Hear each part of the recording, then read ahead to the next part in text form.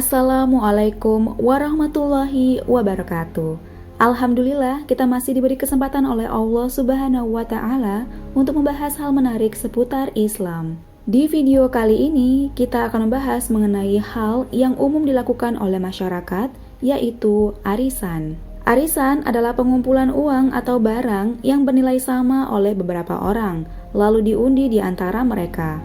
Undian tersebut dilaksanakan secara berkala sampai semua anggota memperolehnya. Arisan dianggap sebagai salah satu cara untuk menabung atau memanfaatkan perputaran uang, serta akan memberikan keuntungan ketika mendapatkannya. Terlebih ketika mendapatkan bagian di saat yang tepat atau dalam keadaan memang sedang membutuhkan. Arisan pada umumnya dianggap sebagai sesuatu yang biasa dan bukanlah masalah. Namun, bagaimana menurut pandangan Islam? Syekh Ibnu Utsaimin berkata dalam bukunya yang berjudul Syariyadus Shalihin bahwa arisan hukumnya adalah boleh, tidak terlarang.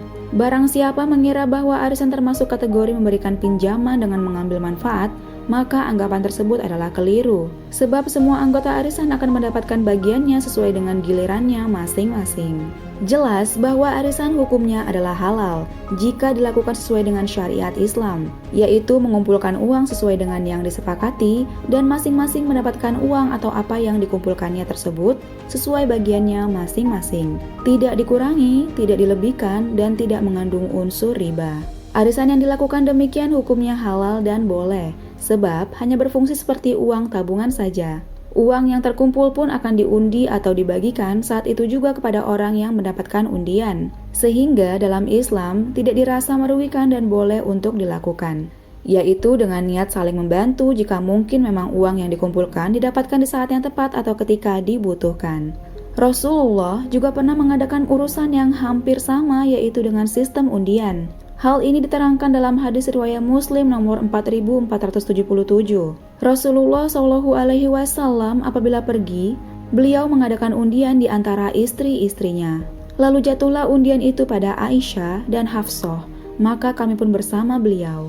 Pada kejadian tersebut, untuk memberikan rasa adil dan bentuk penghormatan terhadap istrinya, Rasul memberi undian istri yang diajak berpergian dan hal itu dilakukan secara bergantian, sehingga tiap istri mendapatkan jatah yang sama. Hal itu adalah contoh undian yang dilakukan dengan niat baik, sebab lebih banyak memberikan manfaat dan mencegah permusuhan. Arisan sebaiknya dilakukan disertai dengan perkumpulan yang bermanfaat, di mana satu sama lain dalam perkumpulan tersebut tidak melakukan hal yang sia-sia, seperti membanggakan diri dan meremehkan orang lain, atau memamerkan sesuatu. Arisan harus diniatkan untuk kebaikan dan silaturahmi.